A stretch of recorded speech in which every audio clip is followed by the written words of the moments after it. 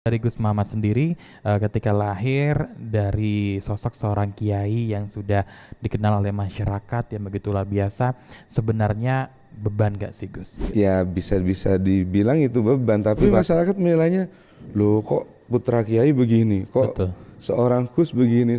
Gus itu kan cuma kata orang. betul, Kalau saya sendiri nggak akan mengkuskan atau melorakan sendiri kan nggak betul. mungkin gitu kan. Betul. Ya Karena kayak memang gitu. seorang Gus juga manusia biasa yang Betul, memiliki hasrat, betul, memiliki hobi juga seperti betul. itu. Gimana di pesta sudah berakhir katanya. Idealnya privilege sebagai seorang Gus itu nggak usah dibawa kemana-mana. Betul.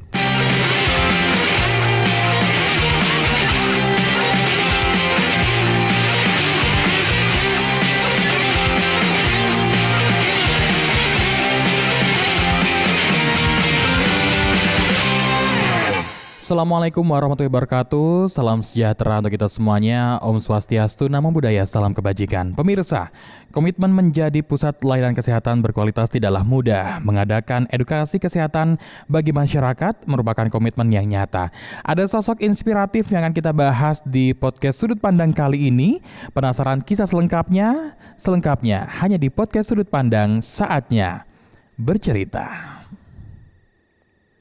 Klinik Insan Medika Jember hadir sebagai solusi kesehatan dengan layanan lengkap dan tenaga medis profesional. Berada di bawah naungan Yayasan Pondok Pesantren Nurul Ulum, klinik ini terus berkembang untuk memberikan pelayanan terbaik. Di balik kesuksesan ini ada peran APT Haji Muhammad Muwafaq Zaki, Direktur Utama Klinik Insan Medika. Dengan visinya, klinik ini berkomitmen menjadi pusat layanan kesehatan berkualitas dan terjangkau bagi masyarakat Jember. Klinik Insan Medika Jember tidak hanya menyediakan layanan medis seperti pemeriksaan kesehatan dan pemberian obat-obatan, tetapi juga aktif mengadakan edukasi kesehatan bagi masyarakat. Hal ini tercermin dalam kegiatan Nakes Traveler. Penasaran kisah selengkapnya? Selengkapnya di podcast Sudut Pandang. Baik pemirsa, yang pastinya kembali lagi bersama saya Vidi di podcast Sudut Pandang, dan kali ini kita sudah hadirkan narasumber kita untuk yang berikutnya. Kali ini yakni ada Gus Muhammad. Baik, Assalamualaikum Gus. Waalaikumsalam. Baik, apa kabar Gus? Alhamdulillah baik Mas Vidi. Luar biasa sekali ya Gus ya. Ini kayaknya aura Ramadan kayak hadir gitu di sini. Gus, berbicara mengenai sosok seorang Gus Muhammad, boleh diceritakan dulu Gus kepada masyarakat dan juga pemirsa YouTube RRI Jember, siapa sih sebenarnya sosok seorang Gus Muhammad? Seperti itu, mungkin dari latar pendidikan dan lain sebagainya Gus. Baik, terima kasih pemirsa sekalian. Saya Muhammad Muwafaq Zaki, lebih akrab, lebih biasa dipanggil dengan nama Muhammad.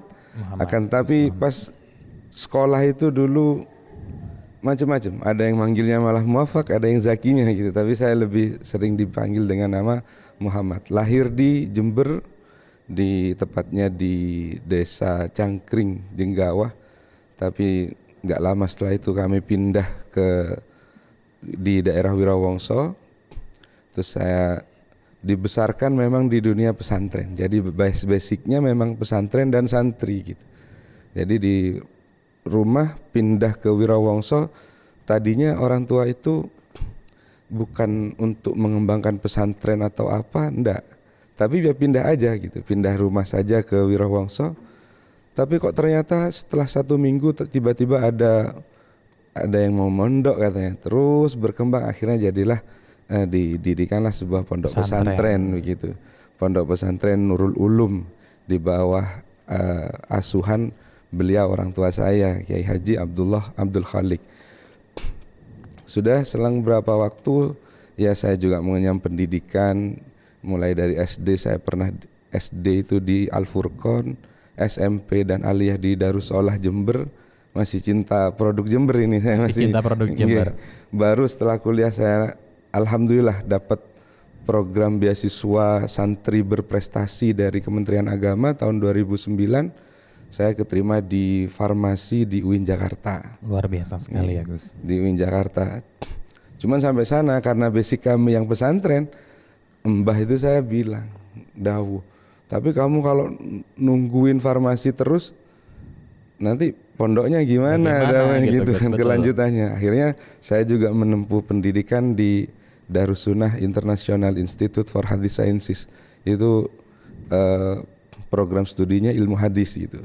Lanjut lagi akhirnya program profesi apoteker di Universitas Indonesia. Baik, mohon izin Gus. Berarti waktu itu bersamaan untuk ilmu hadis dan juga betul, apotekernya. Bersamaan karena modelnya yang ilmu hadis itu di pesantren, jadi model kuliahnya itu di non formal gitu. Jadi sore sama pagi sekali di jam 0 seperti itu. Jadi semuanya bisa teratasi ya dalam artian permintaan dari keluarga dan juga beasiswa tersebut seperti itu. Nah, Gus, ini kan ada yang unik di sini. Mungkin ini juga eksklusif yang belum pernah masyarakat tahu tentang sosok seorang Gus Muhammad yang sedetail ini seperti itu. Nah, Gus, berbicara mengenai yang awalnya adalah dari basic pesantren, kemudian ke farmasi. Ini kan agak sedikit kemana gitu dari pesantren ke kesehatan. Nah, itu bagaimana ceritanya awalnya, Gus? Jadi memang ketika saya sekolah dulu sebenarnya ada keinginan saya pengen kuliah di Al-Azhar, apa ke luar negeri apa dan lain sebagainya. Tapi lagi-lagi dari pihak keluarga sudah nggak jauh-jauh, nggak usah jauh-jauh, di Jember-Jember aja dulu kayak gitu. Akhirnya saya di situ mulai seneng dengan cabang ilmu pengetahuan alam memang. Dari biologi apa lain sebagainya, sempat juga di fisika, kimia saya ikut olimpiade kayak gitu ya. Saya waktu masih di SMP maupun di aliyah itu saya pernah ikut event-event itu gitu. Sampai akhirnya ada peluang program beasiswa santri berprestasi dari Kementerian Agama. Saya coba iseng-iseng ikut. Sebenarnya kalau pengennya itu di pendidikan dokter, di kedokteran sebetulnya. Kedokteran, betul. Ya, cuman ya rezekinya di farmasi gitu. Akhirnya ya sudahlah berangkat. Ya sempat ini gimana relevansinya itu tadi kan. Tapi saya pikir ya ilmu agama kan jangan sampai ada dikotomi, ini ilmu agama, ini ilmu umum, enggak ada. Jadi ya semuanya aja gitu, semuanya asalkan itu bermanfaat dan bisa menjadi lahan dakwah kita. Nah, kenapa tidak seperti itu? Yang penting semuanya masih dalam batas-batas agama yang baik seperti itu. Baik, namun Qadarullah sekarang tidak menjadi seorang dokter, namun bisa mempekerjakan dokter ya, Gus ya. Boleh tepuk tangan dulu dong ya. Luar biasa sekali. Gus, mau izin, sebenarnya seorang Gus karena apakah memiliki hobi juga? Nah, ini nih. Hobi, betul. Apapun itu. Hobi ada pastinya. Ya. Apa, Gus? Sebenarnya kalau dulu itu bola sebetulnya. Bola. Tapi setelah pulang sampai di sini saya nggak punya teman karena lama di Jakarta mengenyam pendidikan mulai dari S1 sampai profesi apoteker dan di Darussunnah itu tadi. Saya pulang nggak punya teman, nggak punya komunitas. Ya ada paling di rumah itu yang ada santri dan nggak mungkin ya, saya main juga gitu. Gus mau main bola dengan Gus nanti nunduk semua. Nah, itu kira-kira seperti itu gitu. Jadi sering gol nanti. Betul, jadi pulang saya hilangan komunitas. Kalau bahasa saudara ada kakak waktu di Jakarta itu, saya sering ingat itu. Gimana pesta sudah berakhir katanya gitu. Pesta sudah berakhir. Kenapa? Kalau tuh waktu masih di Jakarta ya namanya kita nggak ada yang kenal siapa. Ya sudah akrab aja, mau main bola, mau badminton juga saya seneng ya. Ngalir aja karena memang gitu. Seorang Gus juga manusia biasa yang memiliki hasrat, memiliki hobi juga seperti itu ya. Nah, ini mungkin yang tidak diketahui juga oleh masyarakat ya. Ternyata Gus Muhammad juga hobi olahraga ataupun hobi bola. Sampai sini bingung, kok tidak ada yang ngajakin bola ini gitu. Akhirnya saya sempat bikin komunitas sama adik-adik sepupu yang sama, mereka juga kebingungan, nggak punya temen gitu ya.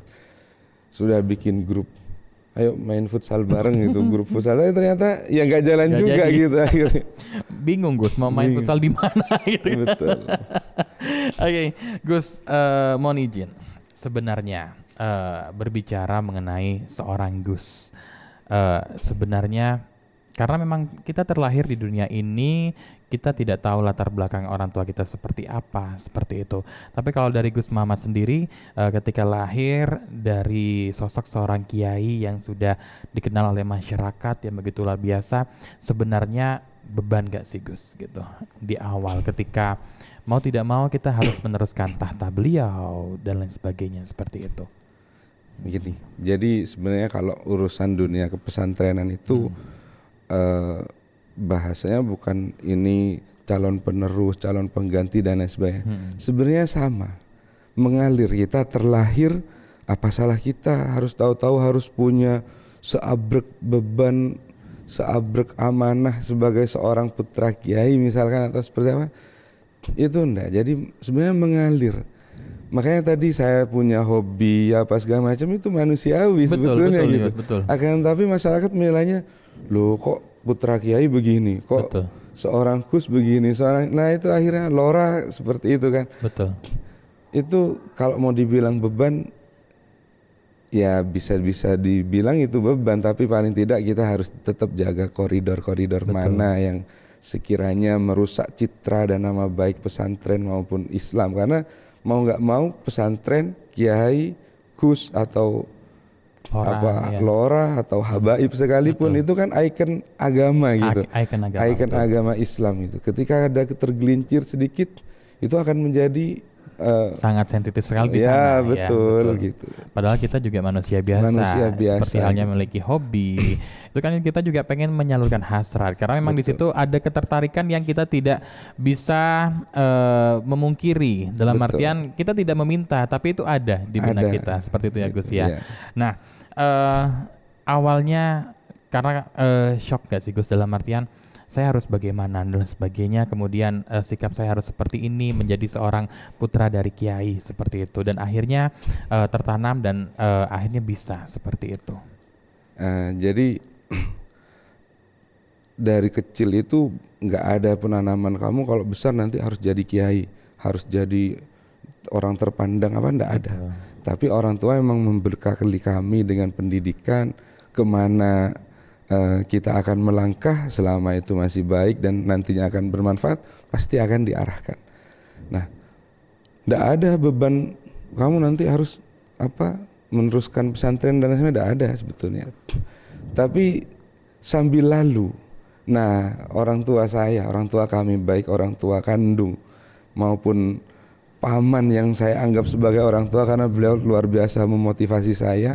Itu beliau sering memberikan amanah tanggung jawab yang pada akhirnya menjadi kesadaran buat saya. Yang secara tidak langsung. Tidak langsung. Tidak perlu berbicara, namun seperti itu akhirnya kayak penanaman dalam diri gitu. Betul. Jadi beliau biasa nyoba kamu ngurusi ini. Sudah akhirnya jalan selesai. Coba kamu lanjutkan seperti ini. Akhirnya panjang-panjang akhirnya tanpa beliau suruh ada pikiran itu ada. Oh, ini saya harus kembangkan ini. Kayaknya saya sudah ditata gitu. Iya, gitu. Gini gitu. Iya. Ini harus saya kembangkan. Nggak bisa kalau nunggu instruksi terus-terusan, nggak mungkin gitu. Nah, beliau orang tua sebagai pengasuh paling saya cuma laporan bahwa saya punya program begini, begitu. ACC ya sudah saya yang jalankan gitu. Akhirnya pengembangannya dan lain sebagainya akhirnya muncul sendiri gitu dari tanggung jawab yang pernah diamanahkan seperti itu. Ini mungkin ada yang menarik Gus ketika mengenal dunia luar seperti itu. Ketika waktu kuliah kan pastinya ada teman-teman yang memiliki latar belakang yang berbeda seperti itu dan sepantaran. Nah, itu bagaimana Gus waktu itu? Mungkin diceritakan kepada pemirsa juga ya. Pastinya kan mungkin ada sedikit perbedaan dan sebagainya seperti itu. Kalau di sini mungkin ada santri yang biasa kita istilahnya memiliki santri di sini, tapi ketika di sana dengan teman-teman yang sepantaran, kemudian juga dengan latar belakang yang berbeda-beda. Nah, seorang Gus Muhammad waktu itu seperti apa? Ya, waktu sebenarnya itu idealnya privilege sebagai seorang Gus itu nggak usah dibawa kemana-mana sebetulnya gitu. Jadi kita hidup di mana ya sudah kita menyesuaikan gitu. Nanti ketemu sama temen yang macem-macem bahkan lintas agama sekalipun. Apalagi saya waktu di UI di Universitas Indonesia itu kan tidak mungkin UI ini agamanya apa, boleh masuk apa enggak, kan tidak mungkin gitu. Akhirnya semua agama saya punya teman gitu, semua agama, dan nggak ada iklim pesantren yang modelnya nunduk apa segala. Ya kita harus bisa berbaur, bisa adaptasi, dan kita tidak bawa nama Gus itu saya taruh. Gus itu kan cuma kata orang. Betul. Kalau saya sendiri nggak akan mengkuskan atau melorakan sendiri kan tidak mungkin gitu kan. Betul. Kata orang aja sapaannya seperti itu. Ya kita terima saja sudah gitu dengan beberapa konsekuensi yang harus dijaga gitu. Kalau di sana dipanggil siapa Gus? Saya di Jakarta justru kalau kan ada 2 institusi nih. Betul. Saya di pendidikan farmasi dan apotekernya itu saya dipanggil Zaki. Zaki. Kalau di Darussunnah saya dipanggil ada yang Zaki, ada yang Muafak. Jadi nama Muhammad hilang selama di Jakarta. Hilang, betul. Hilang gitu. Hilang jejak sama sekali gitu. Nggak kedetek gitu. Kalau orang tanya ada itu Muhammad kuliah di Jakarta, nggak akan ketemu, mau cari kemana nggak ketemu gitu. Karena sapaan saya berubah di situ. Berubah, gitu. Ya oke. Jadi itu sapaan akrabnya mungkin ada teman-teman yang rindu nanti ya bisa nonton juga. Gus, mohon izin untuk sekarang kan lagi marak sekali yang namanya feudalisme ya, atau menghormati yang secara berlebihan di Indonesia. Kalau dari Gus Muhammad sendiri itu seperti apa Gus? Atau menanggapi hal ini gitu? Jadi penghormatan itu sebenarnya ya karena keilmuan atau karena strata sosial dan lain sebagainya kan begitu. Berlebihan atau enggak sebenarnya itu relatif, tergantung sudut pandang siapa yang memandangnya gitu. Bagi kami yang biasa terlahir di dunia pesantren, hormat ke guru sampai jalannya harus kayak ngesot gitu, ya dengan nunduknya yang seperti apa, itu bagi kami hal yang wajar, tapi tidak dengan masyarakat yang belum pernah mengenal hal itu, sehingga dianggap kok kayaknya berlebihan begini begitu gitu.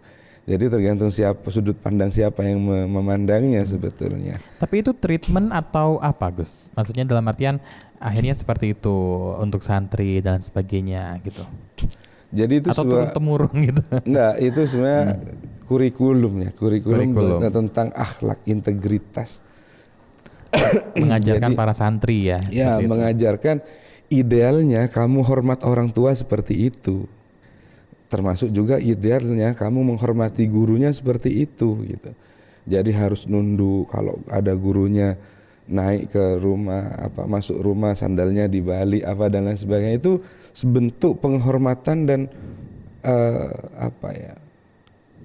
mengabdikan diri kepada orang tua dan guru. Betul. Nah, latihannya kan di pondok, di pesantren. Betul. Harapannya ketika pulang juga memperlakukan hal yang sama kepada orang tua. Nggak usah nunggu disuruh, mereka sudah gerecep gitu. Betul. Untuk mengabdi ke orang tua. Karena pondok pesantren ini adalah tempatnya untuk ini ya Gus ya, belajar di situ. Betul. Kemudian membentuk suatu karakter. Betul. Sehingga nantinya ketika pulang ke rumah jika memiliki akhlak yang baik juga kepada orang yang lebih tua ataupun Betul. Kepada orang tua dan juga keluarga seperti itu. Itu adalah didikan yang begitu luar biasa dari pesantren. Gus, berbicara mengenai pesantren yang akhirnya sekarang ini berkembang memiliki klinik Insan Medika seperti itu. Itu awal mulanya seperti apa Gus? Dari pesantren yang mungkin kita kenal kalau Nurul Ulum itu adalah salaf ya Gus dulunya, seperti itu. Nah, yang akhirnya ada sekolah di sana, sekolah formal, kemudian beralih menjadi klinik juga, berkembang seperti itu. Nah, awalnya seperti apa Gus untuk ceritanya yang akhirnya ada ini nggak sih Gus dari keluarga juga, jangan mempertahankan salafnya aja daripada nanti berkembang ke sekolah, nanti kemana-mana dan sebagainya seperti itu, atau malah ada dukungan dari pihak keluarga juga sehingga salaf itu mungkin akhirnya bisa berkembang seperti itu. Baik, jadi antara salaf dan pengembangan ke arah modern ya. Betul. Yang di situ ada lembaga formal, bahkan ada klinik yang notabene-nya orang memandang ini pesantren kok arahnya ke kesehatan dan lain sebagainya. Itu dari mana asalnya? Jadi ketika saya ternyata keterima kuliah di bidang kesehatan, dalam hal ini farmasi, orang tua itu mikir bagaimana untuk mengembangkan lembaga yang fokusnya di dunia kesehatan. Akhirnya dibangunlah, itu masih ibu, almarhumah ibu. Kebetulan ibu sudah nggak ada, jadi yang pertama kali mendirikan lembaga itu ibu sebetulnya. Itu ada setingkat SMP dan SMK yang jurusannya keperawatan.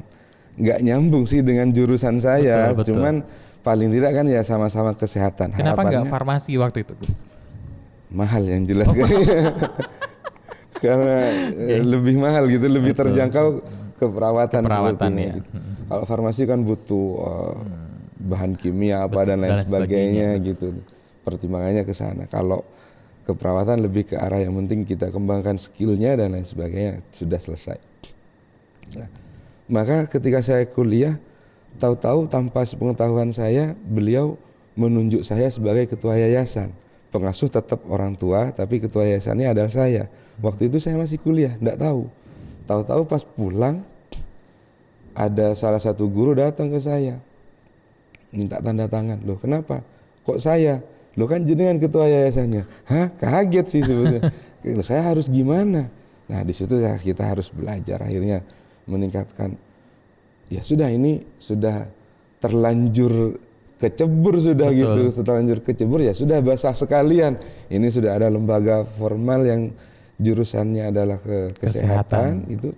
Dan kesehatan itu sebetulnya ya kalau saya nyampaikan tadi bukan tidak boleh ada dikotomi. Semua kebutuhan kita. Betul. Semua orang pasti butuh yang namanya sehat. Sehat, betul. Butuh. Apalagi pesantren yang di situ banyak santri, banyak kegiatan, banyak aktivitas. Gampang sakit mungkin atau seperti apa, itu perlu adanya penanganan cepat kan seperti itu. Sehingga dengan basic saya yang di dunia kesehatan akhirnya didukung dari orang tua tadi mendirikan lembaga kesehatan, terus dari saudara yang lain, dari paman, dari abah itu juga mensupport saya ngajukan program, disupport juga gitu ya. Akhirnya jadilah akhirnya ada pesantren yang bukan fokus sih sebetulnya, tapi salah satu kompetensinya itu di bidang kesehatan. Di bidang kesehatan seperti itu. Kemudian sekarang berkembang dari SMK kesehatan dan memiliki klinik seperti itu. Betul. Nah, itu kenapa juga Gus? Dari awalnya lembaga formal, kemudian bertambah lagi ada klinik di situ. Ya kebutuhan sih sebetulnya. Kebutuhan. Tadi pertama saya lihat santri ini kok sering mengeluh sakit, ketika sakit pulang dan atau kalau enggak periksa ke tempat fasilitas-fasilitas kesehatan terdekat yang dari di luar pesantren ya? Di luar pesantren, dan itu sulit karena harus nganter, harus pulang, dan betul. Ketika pun harus dijemput orang tua itu datang dengan kondisi yang cemas. Anak saya kenapa? Sakitnya kira-kira seperti apa? Berarti saya mikir, oh ini kebutuhan, harus ada fasilitas kesehatan di pesantren. Mengingat jumlah penduduk yang ada di pesantren itu kan banyak, bukan betul. Hanya satu keluarga saja gitu. Itu yang bisa pertama. Jadi kecamatan sendiri ya Gus? Nah, ya, kira-kira seperti itu gitu. Kemudian gimana Gus? Nah kemudian jurusan kami yang program studi keperawatan ini juga butuh adanya tempat purakerin, terus nanti pasca lulus, terutama pasca lulus ini mau yang harus kita gitu ya, pikirkan gitu, mau kemana. Kalau enggak kita arahkan mereka bingung. Makanya di tempat kami ini ada pasca lulusnya itu ada 4K. Yang pertama itu K itu khidmah. Khidmah itu pengabdian. Jadi setelah lulus mau khidmah, ya kita arahkan kamu mau di bidang apa khidmahnya, mengabdinya di bidang apa. Atau yang mau kuliah, yang kuliah kita antarkan mau kuliah kemana, jurusannya pastinya yang relevan ya, yang sesuai. Betul. Kalau keperawatan maka mungkin ngambil di D3 keperawatan atau bahkan S1 keperawatan, atau bisa di analis kesehatan atau di farmasi, itu kita antar, kita arahkan. Itu yang K yang kedua. Yang ketiga kerja. Selain kompetensi di dunia kesehatan, kita juga bekali beberapa kompetensi lain untuk menunjang pasca lulusnya itu tadi. Betul. Kita juga antarkan mereka mau kemana? Kalau perlu kita carikan lowongan pekerjaan. Betul. Lagi-lagi bukan kita mau ngatur rezeki anak-anak kita, tapi kita lebih ke memfasilitasi. Pasca lulus mereka mau dikemanakan. Itu yang ketiga kerja. Yang keempat KUA sudah. Artinya kalau nggak mau mentok sudah ya, mentok paling mau nikah ya sudah ya, selamat jalan sudah seperti mengamankan itu. para alumni. Nah itu kan sudah keluarga mereka masing-masing yang ngatur gitu. Betul. Nah ini kliniknya kan namanya Insan Medika, Gus ya. Nah ini apa maksud ataupun arti dari Insan Medika ini, Gus? Jadi begini, saya melihat beberapa pesantren besar itu rata-rata menjadi besar karena alumni, sehingga kekuatan alumni ini merupakan kekuatan yang sangat besar. Disitulah saya ketika pulang dari pesantren, pulang dari kuliah, membuat sebuah ikatan alumni, santri alumni Nurul Ulum, disingkat menjadi Insan. Oh, gitu. Luar biasa ya. Itu saya buat tahun 2016. Jadi nama itu sudah ada di 2016 sebetulnya. Dan terrealisasi di tahun 2024. 2024. Luar biasa sekali, berarti jauh-jauh hari itu sebenarnya sudah memikirkan ya, Gus ya. Plan gitu. Jadi plan. Harus di perencanaan itu sudah harus ada. 2016 bahkan, waktu itu masih kuliah atau baru selesai? Baru selesai kuliah, pulang, ibu meninggal. Akhirnya mau nggak mau saya yang harus melanjutkan ruh dan semangat perjuangannya ibu. Luar biasa. Itu. Padahal tadi Gus menyampaikan bahwasanya ketiban, dalam artian saya masih kuliah tapi menjadikan sebagai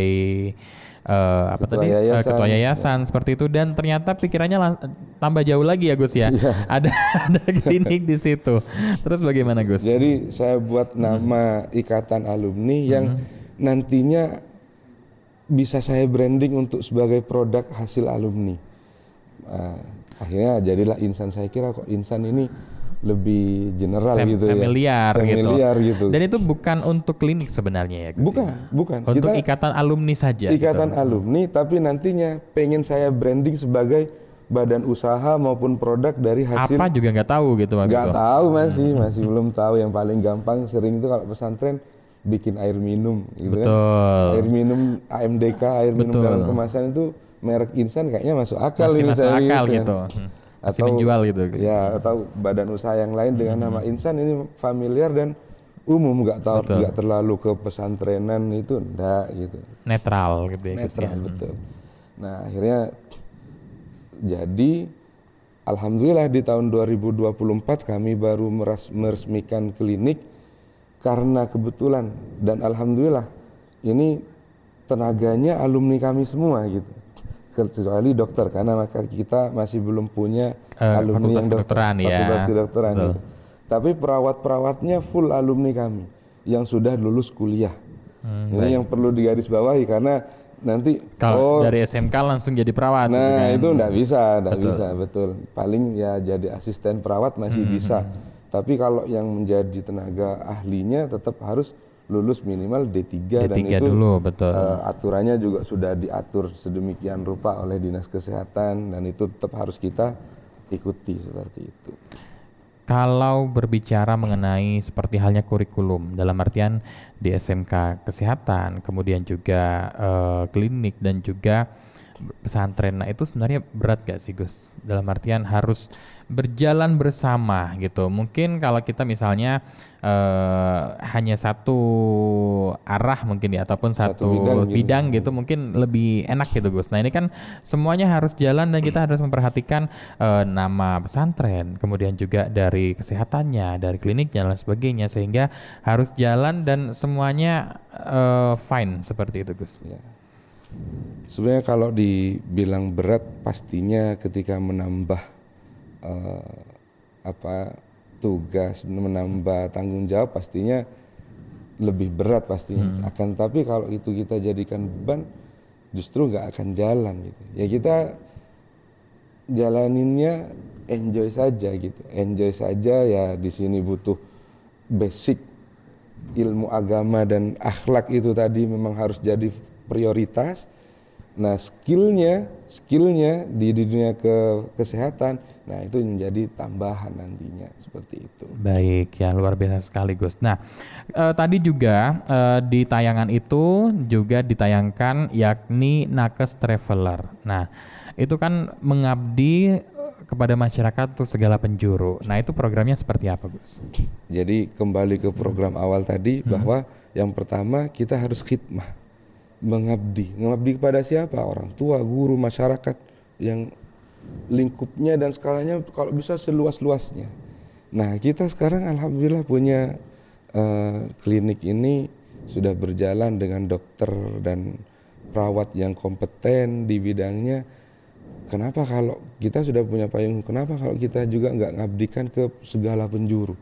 Jadi masuk ke desa-desa, kita abdikan kompetensi kita, skill kita, kemampuan kita di bidang kesehatan. Itu kita abdikan sampai ke segala penjuru, artinya yang bisa kita jangkau gitu. Betul. Memberikan edukasi kesehatan, ya screening awal tentang kesehatan. Dan juga bermanfaat ya untuk masyarakat seperti itu. Oke Gus, sebelum kita akhiri, mungkin ada yang mau disampaikan kepada pemirsa YouTube RRI Jember, dipersilakan. Baik, kepada semua pemirsa, saya ingin menyampaikan bahwa menghadapi dunia yang semakin modern, digitalisasi dan lain sebagainya, pesantren saat ini sudah semakin kuat, semakin mampu untuk bisa mengembangkan, mengarahkan kepada santri-santrinya dengan dibekali kompetensi yang tidak hanya ilmu agama tapi ilmu-ilmu kompetensi umum baik di bidang kesehatan dan bidang-bidang yang lain itu sudah mulai dikembangkan. Sehingga saya ingin menyampaikan bahwa jangan takut dengan pesantren. Jangan takut dengan pesantren yang dianggap kolot, dianggap kuno, dianggap tradisional. Itu jangan takut. Pesantren sekarang pun juga siap. Bahkan beberapa pesantren itu ada yang sampai punya rumah sakit, punya hotel, bahkan itu ada. Dan itu siap bersaing. Dan itu karyawannya kebanyakan memang dari alumni maupun santri aktif. Berarti kan mereka punya skill kompetensi di bidang itu. Jadi jangan takut untuk menyekolahkan atau memberikan pendidikan anak di dunia pesantren. Karena pesantren juga sudah ikut berkembang sesuai dengan perkembangan zaman. Itu yang pertama. Yang kedua, dalam hal kesehatan saya ingin juga menyampaikan, ini jadi fokus dakwah kami di pesantren Nurul Ulum, bahwa di pesantren itu sekarang bisa loh membuat atau mendirikan sebuah fasilitas kesehatan yang bisa memberikan jaminan kesehatan kepada santri. Jadi orang tua nggak usah khawatir ketika ada santri sakit langsung segera diperiksakan, screening awal dan diagnosa cepat sehingga nggak sampai sakitnya itu parah sudah segera tertangani gitu. Jadi nggak usah khawatir juga di pesantren itu nanti anak saya sakit, penyakitan, kurang gizi dan lain sebagainya. Ternyata pesantren itu bisa mendirikan, dan harapannya ke depannya pesantren-pesantren apalagi yang dengan jumlah santri yang banyak ratusan bahkan ribuan itu sudah menjadi kebutuhan pokok, dan itu kami ingin juga menjadi bagian dari yang bisa membantu untuk mendirikan klinik-klinik di pesantren, khususnya di Jember kalau bisa sampai ya semakin luas semakin baik gitu. Harapannya seperti itu. Baik Gus, untuk yang terakhir, harapan ke depan apa Gus? Harapan untuk klinik boleh, untuk pesantren juga. Untuk pesantren dan klinik secara umum harapannya pastinya saya berharap pastinya ada peningkatan dari segi kualitas, baik kualitas SDM dan pelayanan nantinya ke depannya, bahkan syukur-syukur mudah-mudahan entah 2025 atau 2000 kalau bisa lebih cepat sudah bisa buka cabang klinik, bahkan kalau bisa punya rumah sakit gitu harapan ke depannya, sehingga bisa memberikan pelayanan yang lebih maksimal lagi. Dan alhamdulillah klinik kami 2024 berdiri belum sampai 2025 akhir Desember kemarin sudah keluar sertifikat akreditasi dan alhamdulillah paripurna. Artinya pelayanan kami sudah memenuhi standar pelayanan yang luar biasa yang tinggi menurut Kementerian Kesehatan gitu. Artinya kami nggak main-main, bukan asal bikin klinik nanti pelayanan seperti apa, nggak ada standar, tidak. Tapi kita lakukan standarisasi cepat, nggak sampai 1 tahun.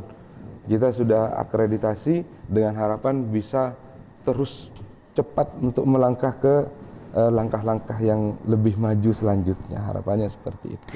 Baik, terima kasih untuk Gus Muhammad yang sudah hadir di podcast Sudut Pandang kali ini, di episode kali ini, dan yang pastinya sangat menginspirasi sekali ya, yang basic awal adalah dari pesantren, kemudian di dunia kesehatan, kemudian juga diterapkan untuk yang berikutnya kembali ke pesantren kembali dengan menerapkan pesantren dan kesehatan yang akhirnya sekarang begitu luar biasa berkembang, akhirnya bisa mendirikan klinik juga. Ini menjadi suatu motivasi kita bagi kita juga untuk generasi muda, terutama teruslah berkarya, dan yang pastinya ilmu agama dan juga modernisasi haruslah seimbang dalam kehidupan ini agar kita bisa mampu bersaing dan juga tetap memiliki akhlakul karimah. Terima kasih, saya Vidi pamit, sampai jumpa di podcast Sudut Pandang berikutnya. Wassalamualaikum warahmatullahi wabarakatuh. Podcast Sudut Pandang, saatnya bercerita.